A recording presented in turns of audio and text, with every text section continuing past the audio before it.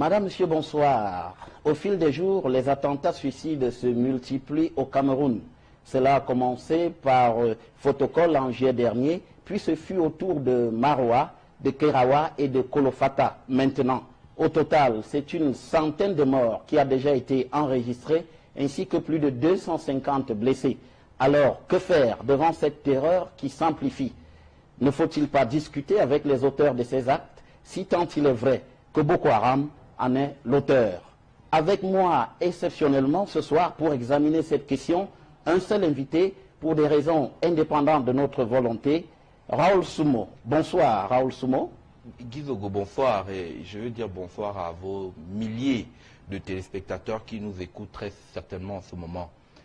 Alors, vous êtes chercheur en défense, vous travaillez beaucoup sur les questions relatives aux frontières et par ailleurs, vous consultez pour les organismes internationaux. Alors, cette présentation vous convient-elle? Oui, ça fait sous la houlette d'un de mes maîtres, parmi les plus illustres dans sa discipline au Cameroun. Je m'intéresse comme ça depuis bientôt 20 ans à la problématique des frontières.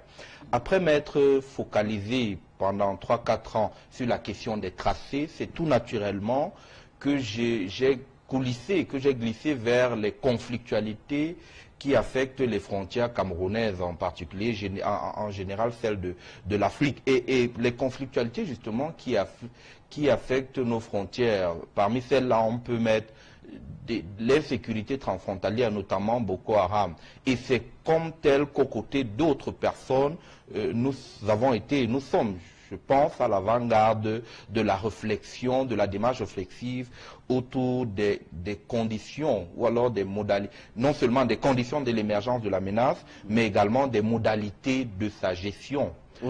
Vous êtes donc à l'aise pour parler de Boko Haram? Oui, je suis à l'aise pour parler de Boko Haram et je suis à l'aise avec vous, Guy Zogo. Ainsi qu'avec nos téléspectateurs. Bien entendu. Voilà. Alors, d'emblée, qui pensez-vous, et pour vous, vous pensez que qui sont les auteurs des attentats suicides qui secouent le Cameroun actuellement? Bon, je vois un peu de malice dans votre question. Ce qu'il faut dire, c'est qu'en l'absence de revendication de Boko Haram, il y en a qui peuvent penser qu'il y a des mains tapies dans l'ombre, puisque c'est la mode dans notre pays en ce moment, qu'il y a des personnes tapies dans l'ombre qui veulent déstabiliser le Cameroun. Or, une telle attitude conduit à une sorte de cul-de-sac sur la nature même de la menace. Quand on examine un peu le mouvement Boko Haram au Nigeria, quand on étudie son mode opératoire, on comprend facilement que les attentats de Kolofata d'aujourd'hui, comme ceux de Kerawa, portent bel et bien la signature de Boko Haram. On n'a qu'à examiner la nature des engins, parce qu'au-delà de tout, c'est des engins explosifs improvisés. Quand vous voyez un peu comment les dispositifs sont montés, vous comprenez très facilement qu'il s'agit, bien que le mouvement n'ait pas revendiqué justement ces attaques, que ces dernières portent sa signature. Donc on peut dire aujourd'hui, sans risque de se tromper, que Boko Haram est derrière les attentats de Kolofata. Donc il faut évacuer définitivement cette thèse d'une rébellion contre le président Biya, qui circule quand même, cette thèse-là, on l'a beaucoup entendue. Bien sûr, bien sûr. Vraiment, je veux dire, ces thèses sont certes séduisantes, hein, elles séduisent une classe, une partie du peuple camerounais, mais elles ne résistent à aucune analyse. Je crois que ça fait quand même un peu plus d'1 an que le mouvement est monté en puissance. C'est à peine qu'ils ont monté, ils ont pu frapper Maroua. À ce rythme, ils atteindront certainement Yaoundé et renverseront, peut-être, si tel est leur projet, le président Biya dans une 50aine d'années. Non, pour être plus sérieux, je crois que lorsqu'on examine un peu les conditions de l'émergence de ce mouvement, lorsqu'on prend du temps pour se poser des vraies questions et non en évitant des raccourcis, parce que c'est justement ces raccourcis de la pensée qui nous conduisent aux thèses du complot. Je regrette que parmi les intellectuels camerounais, parmi ceux de renom, ce soit fait des porte-voix. Notamment Charlemagne me semble commandant Nyamding.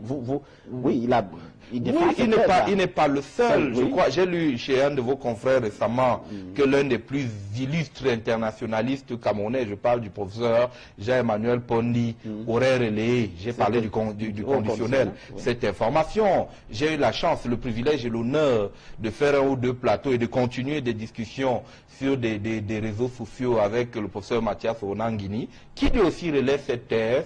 Je n'ai pas manqué, je vais dire au dernier profiter, de lui dire que malgré toute l'estime, j'ai envie de dire, la considération que j'ai pour lui, je suis un tout petit peu déçu que jusqu'aujourd'hui, une telle thèse prospère. Et je pense que pour avoir sans prétention aucune seule terrain, avoir eu le privilège de rencontrer un certain nombre de personnes, parmi lesquelles des prisonniers de Boko Haram, je comprends aisément qu'on ne s'agit pas, on n'est pas en présence d'un mouvement qui vise à terme le renversement du régime en place. Mais pourquoi est-ce qu'aujourd'hui Boko Haram ne signe pas, ne revendique pas ces attentats, ou alors ne les signe pas? Il faut aussi le dire, la pression des forces coalisées aujourd'hui ne laisse pas à ce mouvement l'initiative. Parce que pour revendiquer un attentat, il faut bien avoir la possibilité de le faire. Jusqu'à récemment, monter une vidéo, être capable de la diffuser, ce n'est pas le cas. Et puis il faut le dire, rentrons dans l'histoire, on peut trouver des similarités ou alors des choses qui nous permettent d'expliquer cet état de choses. Le mouvement n'a pas revendiqué toutes ses actions, mais je crois que généralement il y a une signature. Les experts vous diront, lorsqu'on voit par exemple la nature de l'explosif, chaque artiller des mouvements terroristes a sa propre signature. Au sein de Boko Haram aujourd'hui, on peut vous dire c'est telle personne qui a monté telle bombe plutôt que telle autre. Ça veut dire qu'une bombe porte la signature non seulement du mouvement, mais également de celui qui l'a conçu. De ce point de vue, les experts peuvent vous dire avec exactitude que telle bombe qui a explosé tel jour a été montée par telle personne appartenant à telle autre organisation. Et c'est justement sur la base de ces éléments qu'on a pu établir les liens entre Boko Haram et les Chebab. À la suite de l'attentat d'Abuja, où le siège des Nations Unies a explosé, on a facilement mis en évidence, justement en prenant, avant même la revendication, en prenant en compte la signature de la bombe pour déterminer qu'effectivement c'était Boko Haram et que des gens étaient partis du Nigeria se former chez les Al-Shabaab. Mais alors, est-ce que cela ne se justifie-t-il pas aussi par la décapitation du mouvement? Chekao, on ne le voit pas beaucoup. On a traité le président Déby de menteur lorsqu'il a dit que Chekao était mort, mais on n'a pas beaucoup, on n'a plus vu Chekao depuis longtemps. Oui, je suis absolument d'accord. Il est possible que si Chekao n'est pas mort, au moins, il a perdu sa mobilité. Il ne peut plus se mouvoir, il ne peut plus faire de grosses déclarations, il ne peut plus apparaître comme c'était le cas avant. Ça, c'est une réalité. Mais voyez-vous, nous avons affaire à un mouvement dont l'organisation est totalement éloignée de celle des armées conventionnelles qui, elles, sont constituées selon un réseau centrique avec un centre de gravité bien identifié.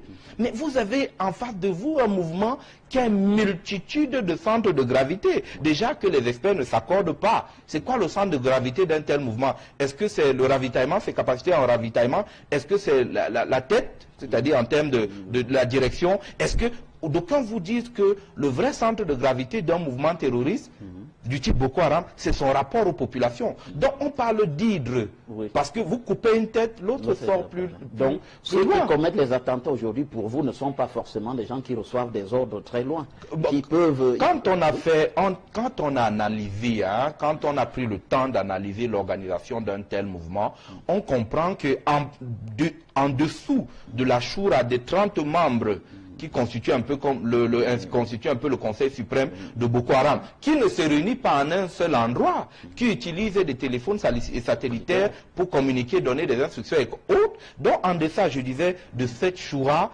vous avez une organisation presque éclatée, avec des zones, avec des commandants de zones disposant de plus ou moins de liberté d'initiative. On parle aujourd'hui, Boko Haram est devenu comme, quand on parle de nébuleuse, quand on parle de franchise, c'est un peu, vous pouvez ouvrir votre boutique, Vous prenez la marque et puis vous fonctionnez. Vous avez l'idéologie, vous adoptez l'idéologie, mais en fait, vous avez une relative indépendance. C'est la raison pour laquelle, à un moment donné, les gens ont très mal compris le sens de Boko Haram camerounais. Non, la véritable nature de Boko Haram... Ce sens, c'est quoi? Vous avez, il y a les abords du lac Tchad sont en proie à une insécurité multiséculaire.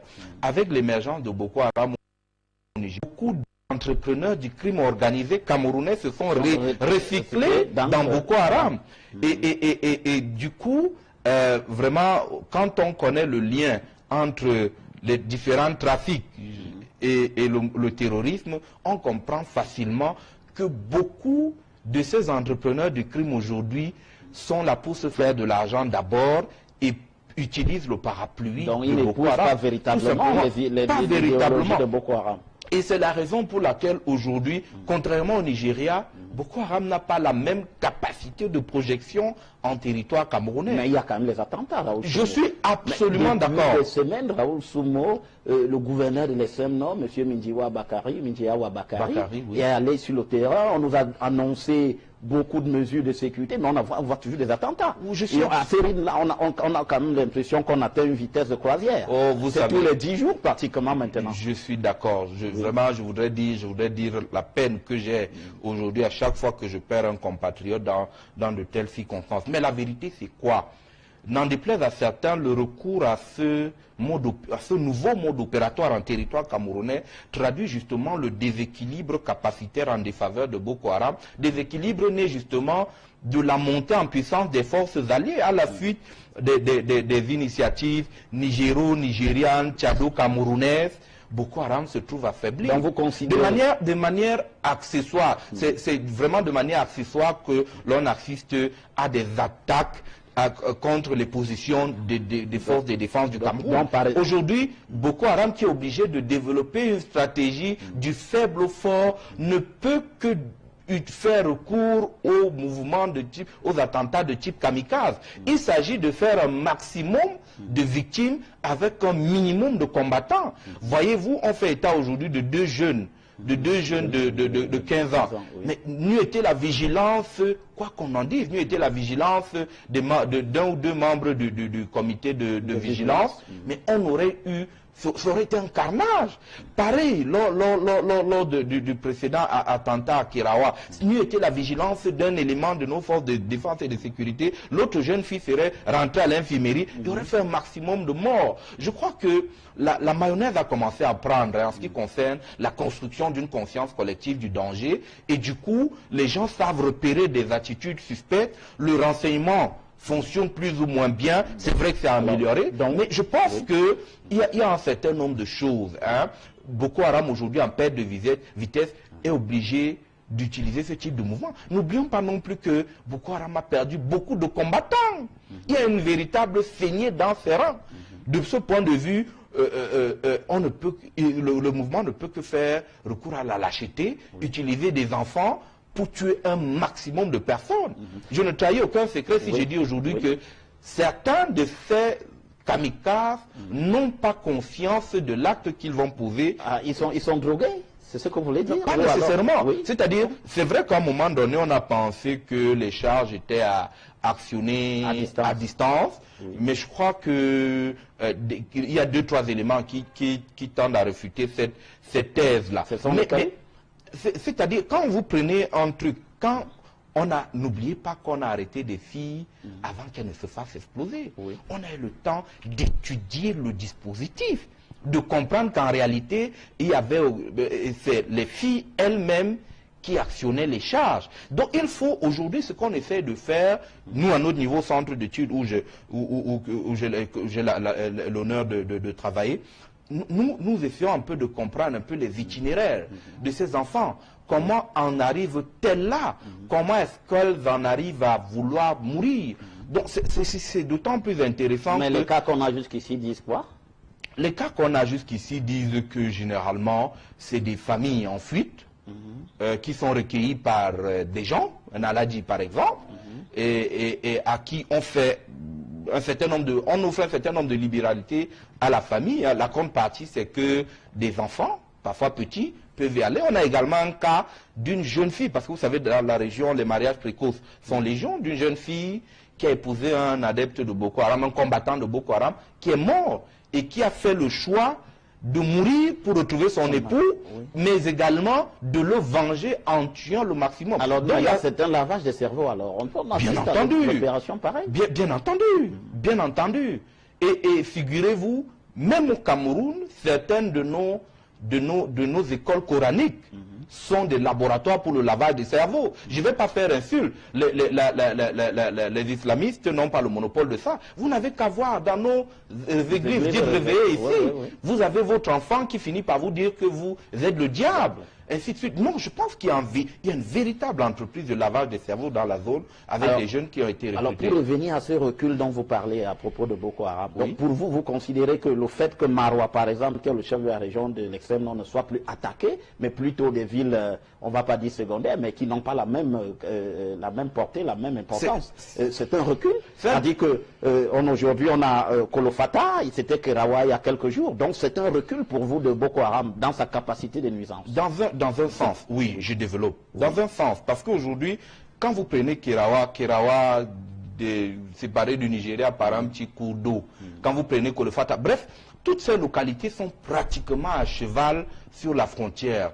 L'existence de peuples transfrontaliers, notamment des Kanouris qu'on retrouve de part et d'autre, facilite justement la mobilité. En son temps, j'ai relevé pour le déplorer le fait que les gens aient travesti la belle initiative présidentielle de la gratuité de la carte nationale d'identité, que des gens ont utilisé la faille que constitue la délivrance des procès-verbaux d'audition pour permettre justement à des étrangers d'obtenir la carte nationale d'identité. Conséquence aujourd'hui, les Camerounais qui l'ont fait. Raoult. Je suis absolument d'accord. Oui, je suis absolument d'accord. Mais même dans le camp du président dont vous parlez, vous dites vous louez l'initiative du président, mais c'est bien dans le camp du président qu'on a eu ça. Absolument d'accord. Oui. Mais pas totalement, parce que vous avez c'est l'égalité des partis politiques devant la fraude qui constitue la grandeur d'une démocratie. Je crois que les uns et les autres ont tiré profit de cette histoire pour faire enregistrer en sous-main des partisans. On sait par exemple que le conflit arabe-choua et Kotoko est lié au fait que les Kotoko étaient réputés de l'UNDP, les arabes-choua du RDPC. On sait ce qui s'est passé. Non, là n'est pas le débat. Par contre, ce qui me semble être central, la question centrale, c'est que justement tous ces facteurs mis ensemble facilitent justement la mobilité dans cette zone. Il n'est pas évident aujourd'hui de connaître qui est qui au niveau de la frontière. Conséquent, les terroristes peuvent facilement partir de l'autre côté de la frontière, venir opérer à quelques mètres, opérer au Cameroun. Ça, c'est une évidence.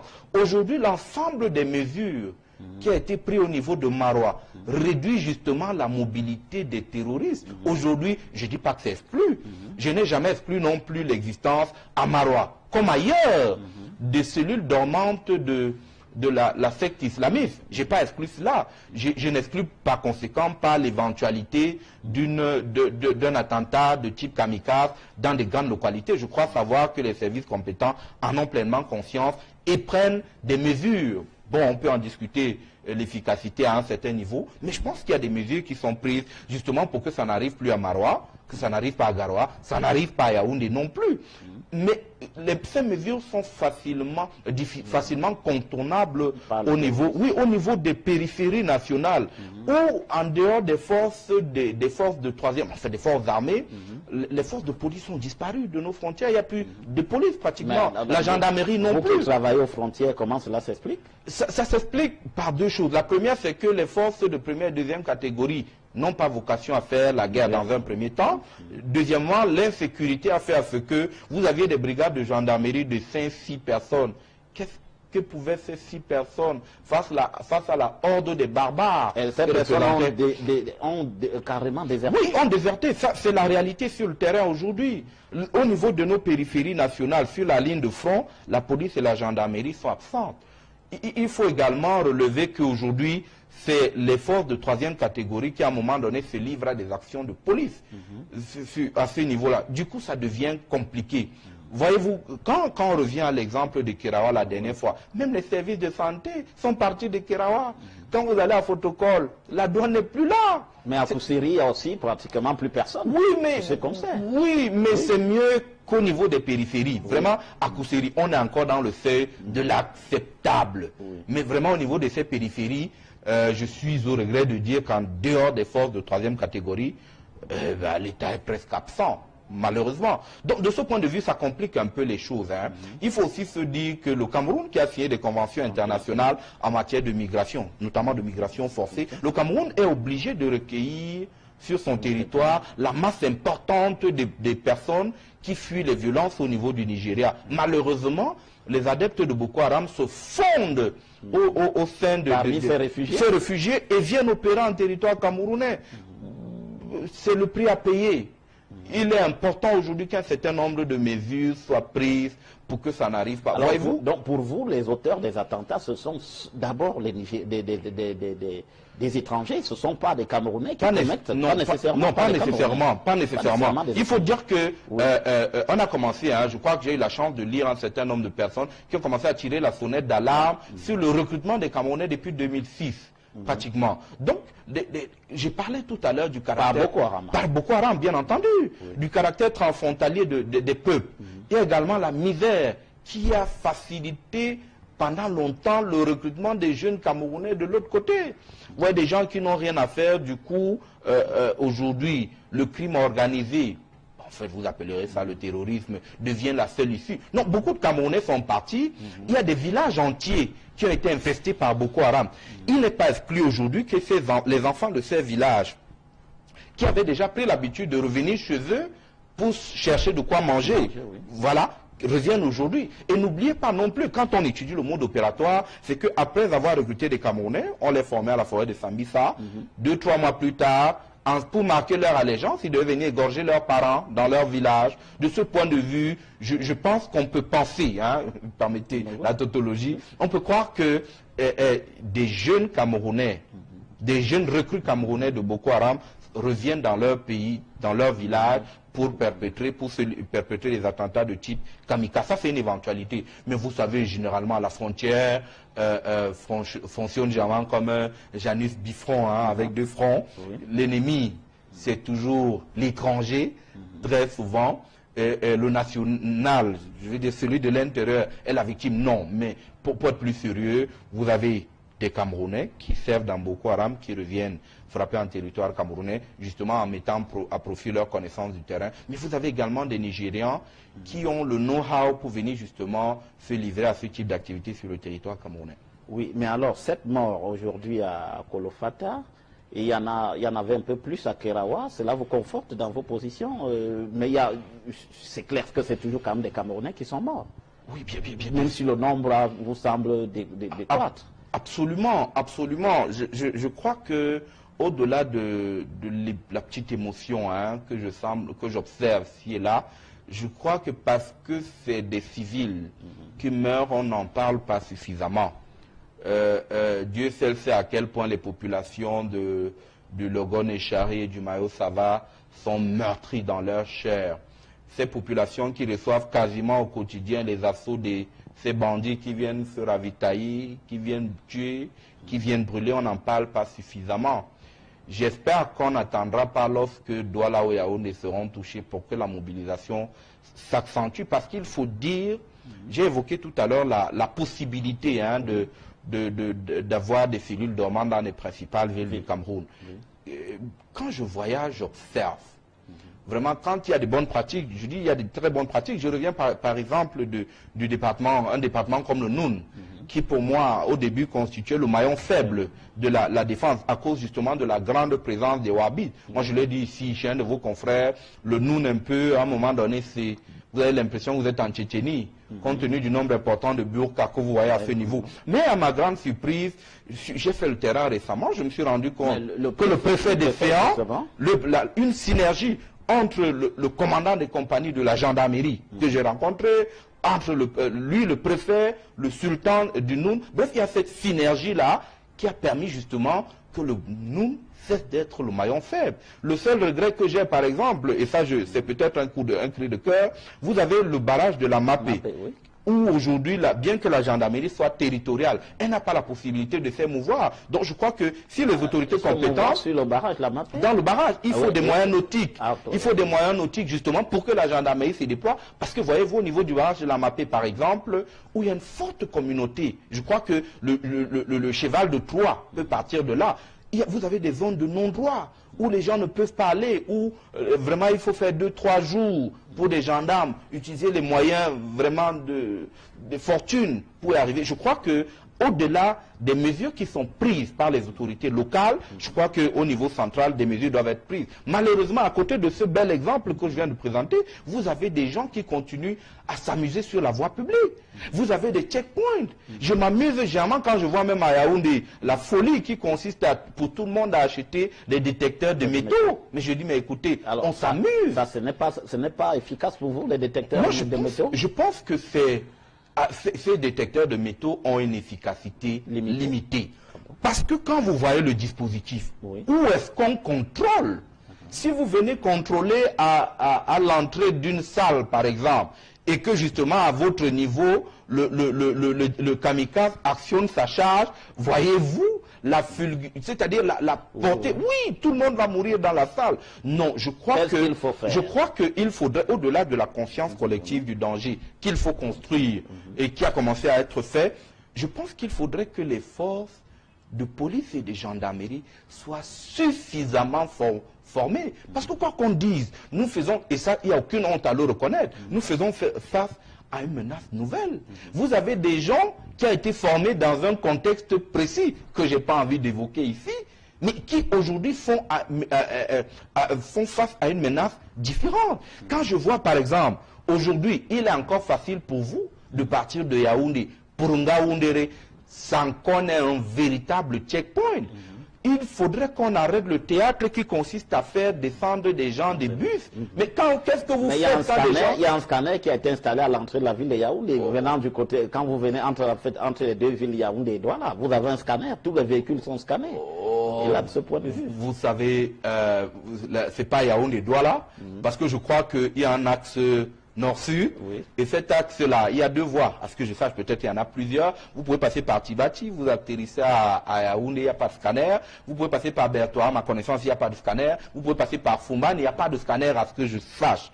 Vous comprenez? Non, je pense qu'il faudrait que les uns et les autres soient formés. Qu'est-ce qu'on cherche? Je vais vous prendre un exemple simple. Au lieu des contrôles aux faciès, tel que je semble observer aujourd'hui, parce que Guy Zogo, il ne fait pas bon de voyager avec la barbe aujourd'hui.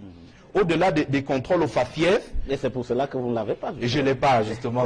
justement. Non, au-delà des contrôles aux faciès, il faudrait justement qu'on fasse une analyse sociologique. Je vous prends, et nous sommes en train de nous livrer à cet exercice, et on attend d'être approchés pour justement mettre gracieusement les résultats de nos travaux. Voyez-vous, nous avons commencé au Centre d'études stratégiques et des innovations à identifier quels sont les villages les plus infestés par Boko Haram à l'extrême nord. Ça veut dire que potentiellement, lorsque Guy Zogo, vous venez avec une carte nationale d'identité délivrée à Mossamdongo, vraiment, je crois qu'il est moins suspect. Cette carte est moins suspecte qu'une qu'on a fabriqué par exemple à Mogodé ou à Koza ou je ne sais pas moi. Vous avez des centres d'identification qui sont réputés suspects. Prenez votre carte nationale d'identité. Si vous avez fait votre carte d'identité à Mélène, vous allez voir derrière c'est CE67 par exemple. On peut le faire. Je crois que les uns et les autres devraient savoir. La pratique des checkpoints devrait être améliorée, mais surtout, vous savez, il ne sert à rien de mettre la force multinationale, d'acheter tel type d'équipement. Parce que voyez-vous, ces équipements ne servent à rien face au kamikaze. Le renseignement est le vecteur le plus efficace parce qu'il s'agit très souvent d'identifier les menaces avant qu'elles ne se manifestent. Aujourd'hui, c'est une insulte que quand on voit les moyens dérisoires qui sont alloués à la recherche de renseignements. Je ne parle pas du renseignement tactique et opérationnel. Prenez un exemple simple. Chaque sous-préfet en plus des services techniques, je parle de la police et de la gendarmerie qui ont obligation de lui fournir le renseignement, chaque sous-préfet, disais-je, doit entretenir un réseau informel de renseignement. Et vous savez, le renseignement se paye. Avec quoi le sous-préfet va payer ses capteurs sur le terrain? Il faut bien les entretenir, Guy Zogo. Ça, c'est de deux. Oui. Vous avez des services techniques. Une brigade de gendarmerie a moins de 2 millions pour fonctionner, c'est-à-dire tout compris. Le commandant de brigade paye ses informateurs comment? Donc je crois qu'il faudrait vraiment, je loue la belle initiative des pouvoirs publics qui consiste à acheter les armes de dernier cri consort. Mais ça ne sert à rien, c'est inopératoire devant le kamikaze. Oh, il faut investir dans le renseignement. Et déjà, la communauté même du renseignement doit cesser de travailler en mésintelligence tel que c'est le cas aujourd'hui. Vous avez une très belle organisation qu'on appelle le Conseil national de sécurité. On a nommé qui à la tête de ce conseil? Allez voir. Mais on ne l'entend pas beaucoup, monsieur Atangazi. Qui est-il? Le profil, c'est-à-dire voilà une très belle structure. Vraiment, dans un pays, le Conseil national de sécurité, c'est pas n'importe quoi. C'est le vrai patron du renseignement. Mais qui est ce monsieur? Allez questionner son profil. Vous savez, c'est généralement l'homme qui donne une importance à son poste, à son organisation. Ça, c'est d'un. Vous avez aujourd'hui, ça je peux peut-être ne pas en parler avec autorité, mais vos confrères ont relayé les cas de manipulation de l'information présidentielle. Le fait qu'à un moment donné, on ait l'impression que les réseaux formels sont contournés par les réseaux informels, notamment de la famille présidentielle. Bref, il faut une réforme de l'épistémologie même du renseignement. Et au bout du compte, ce qui me semble être important, il faut créer un corps de renseignement au sein de nos armées. Parce qu'aujourd'hui, on peut facilement, aujourd'hui on nomme un tel chef B2, chef bureau renseignement, après B6, action civilo-militaire, après B... Non, c'est pas comme ça. Je crois que le renseignement... Il faut avoir des profils. Il faut avoir de profil. Je me dis qu'on arrête l'imposture. Et de ce point de vue, je crois que Boko Haram peut être une opportunité pour corriger des erreurs. Mais alors, quand on vous entend, Raoul Soumo, cela montre quand même qu'il y a beaucoup d'insuffisance encore. Malgré, même si au même moment, vous dites que Boko Haram est en perte de vitesse. Alors, la gestion des attentats jusqu'ici, on a vu des attentats, heureusement, fort heureusement, enfin si on peut le dire, même s'il s'agit de compatriotes, on a vu des attentats limités seulement dans la zone de l'extrême nord.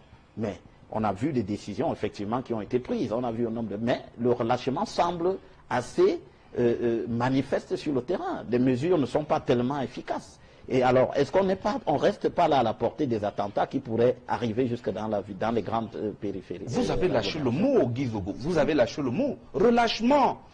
Parce qu'il y a un ensemble de mesures fortes qui ont été prises. Je dis, même à Yaoundé, prenons juste au cas de Yaoundé, il y avait des choses qui se faisaient il y a de cela un mois qui ne se font plus aujourd'hui. On se dit, la menace c'est ailleurs. Non. Justement, les terroristes ont le temps pour eux. Ils ont du temps. Ils vont vous laisser peut-être 2 mois. Vous allez vous assagir et ils vont frapper au moment où vous vous attendez le moins. Et c'est justement l'une de leurs caractéristiques. Non, je crois qu'il est important. Je reviens encore à la construction de la conscience collective du danger. C'est que justement, à un moment donné, on a l'impression qu'il y en a qui pensent que la menace est ailleurs. La menace ne concerne que les autres. Vous savez, j'ai la chance d'avoir cette double culture-là, bantou et paléo-soudanaise, où vous avez des peuples.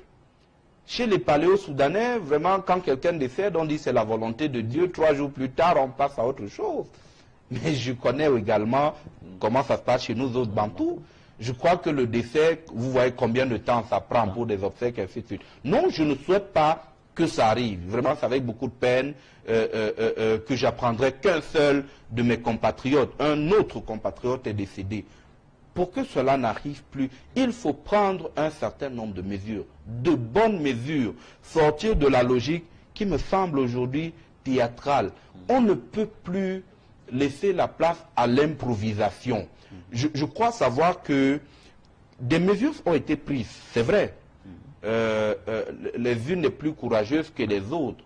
Mais il y en a, par moment on a l'impression... Alors, pour vous, l'interdiction de la burqa dans l'extrême nord, dans le département du Noun, et même dans le Foundi, où le préfet avait annoncé que le commerce ambulant était interdit. Mais on n'a pas vu du tout des traductions dans les faits.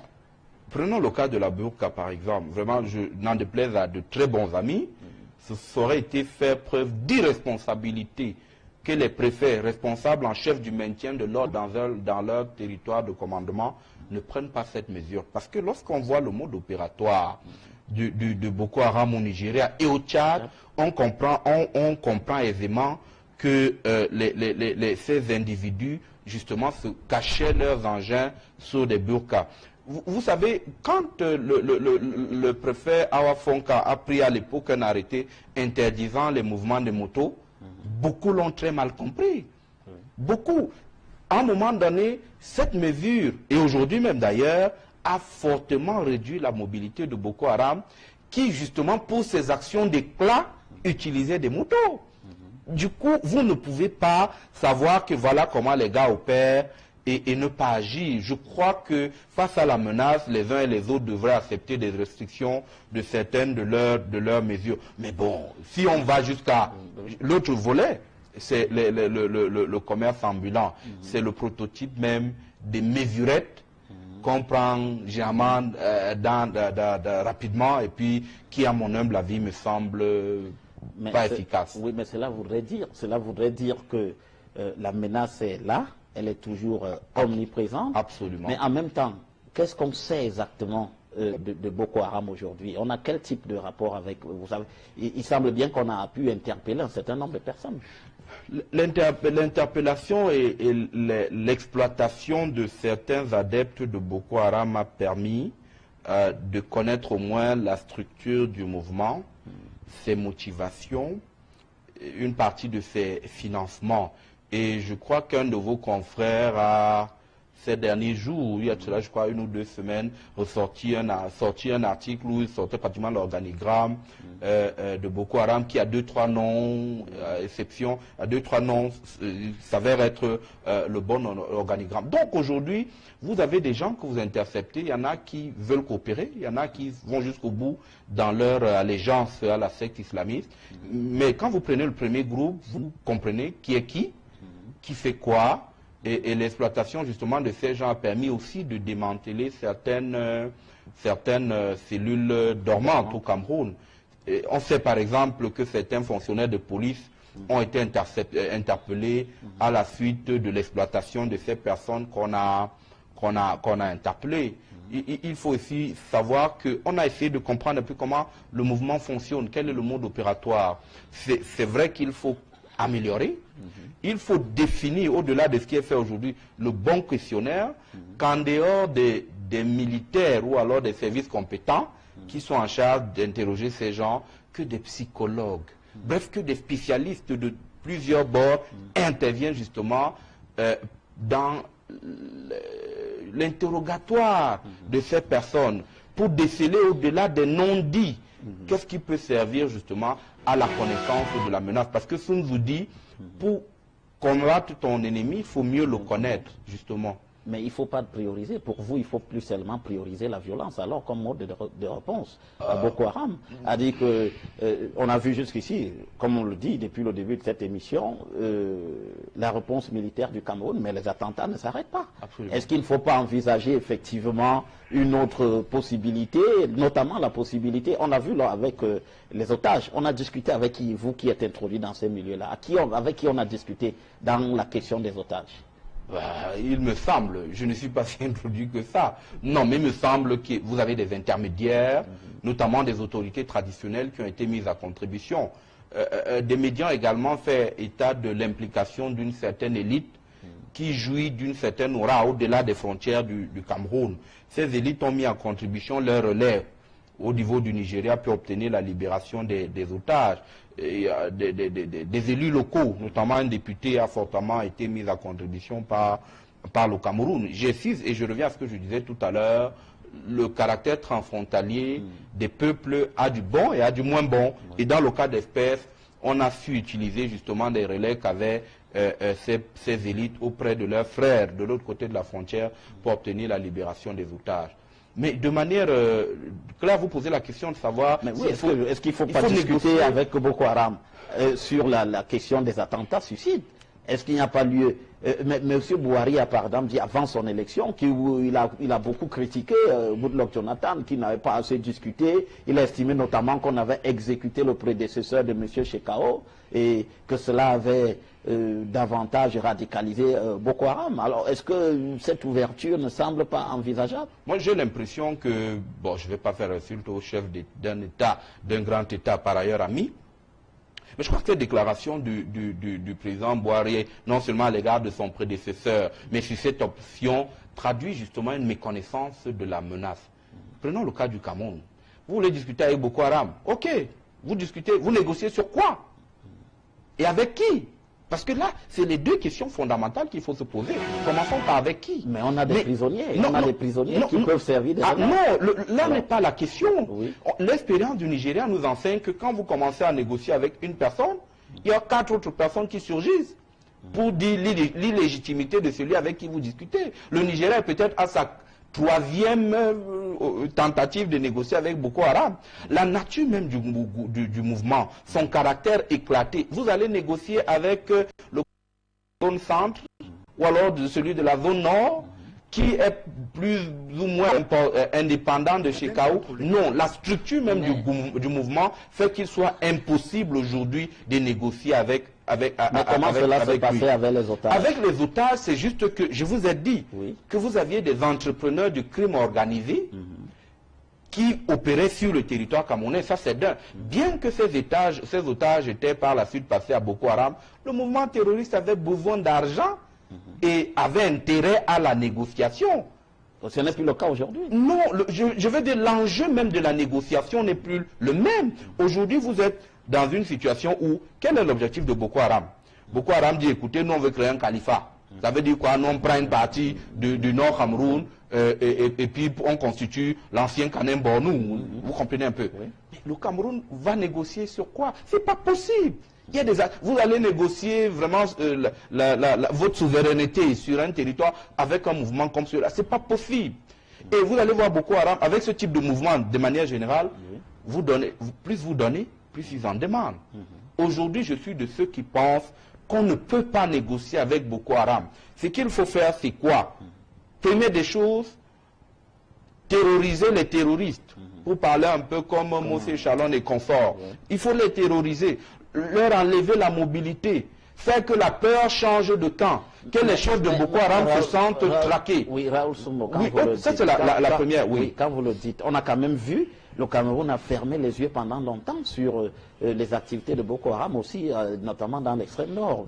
On dit, les rapports sont clairs là-dessus, on a vu Boko Haram utiliser Koussiri comme base arrière, jusqu'à Maroua, on a vu Boko Haram. Mais c'est parce qu'il y en a qui ont cru naïvement qu'on pouvait ne rien faire et obtenir la paix de ces barbares. Oui. C'est pas possible. C'est la même connerie que ATT a fait au Mali, au point d'être débordé. Nous avons la chance de ne pas être dans le même scénario. Donc, non, nous avons cru le président Biya a bien fait de déclarer la guerre à Boko Haram. Absolument. On n'a pas besoin. Mais jusque-là, on n'avait pas de problème, juste à cette déclaration de guerre. Ah non, vous vous trompez. La déclaration de guerre fait suite à l'enlèvement de nombreux ressortissants français, par exemple, dans la région. Cet enlèvement fait également suite à pratiquement 3-4 ans d'enlèvement de bergers, de riches bergers dans cette zone. On n'en a pas suffisamment parlé. Le Cameroun a perdu un commandant de compagnie dans la zone, justement, qui luttait contre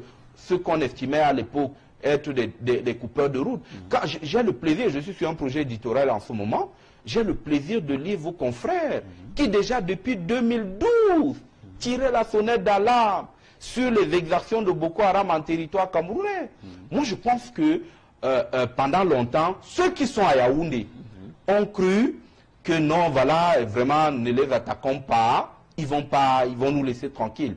Quand je lis également... Le président Biya n'était-il pas sur cette même ligne-là? Oh ben certainement, puisque ça a été la ligne qui a été prise officielle alors.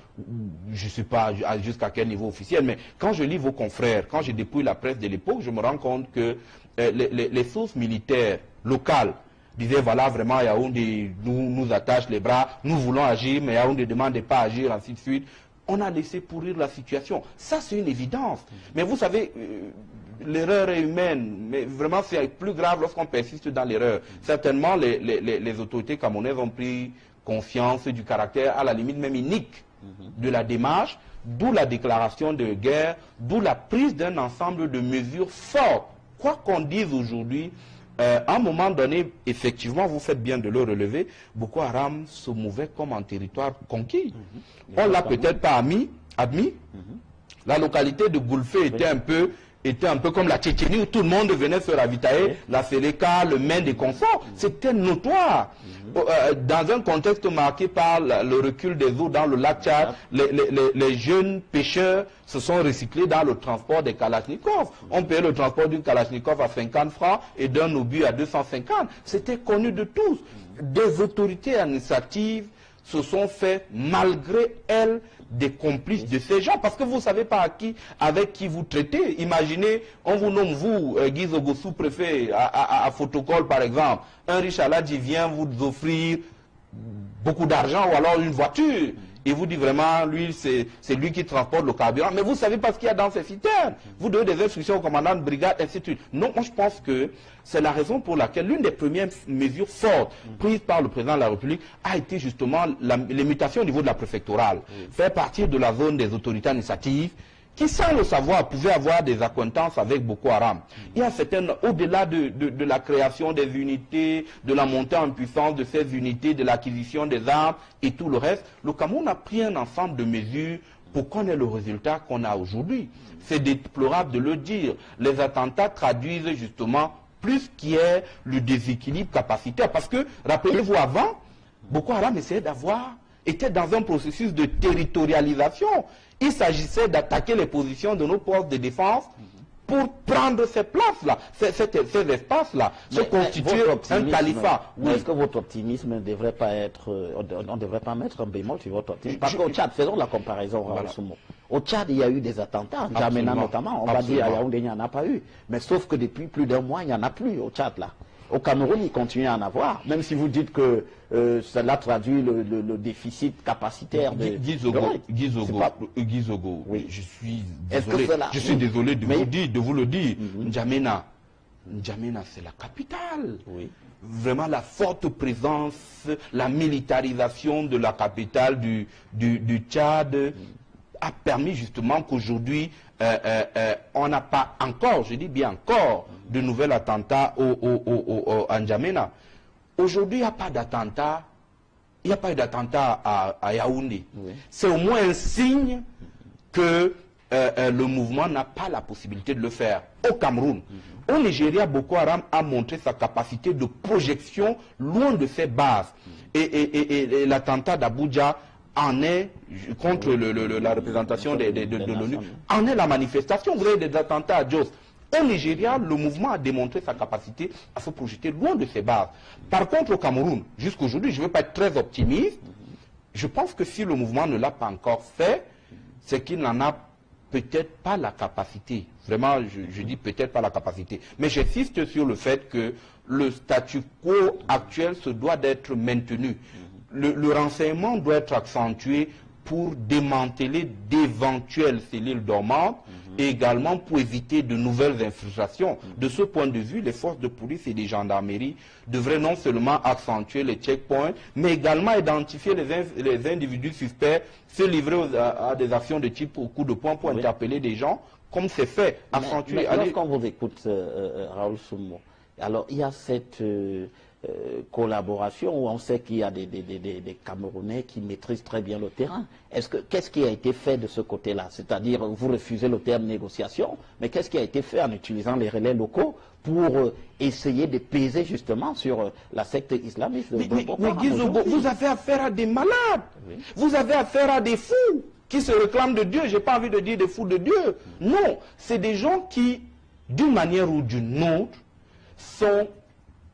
ils ont un rapport à la mort différent de vous et moi. Ils veulent combattre jusqu'au sacrifice suprême. Pour eux, mourir correspond à aller au paradis. Et c'est la raison pour laquelle je dis chez nous, nous devons relativiser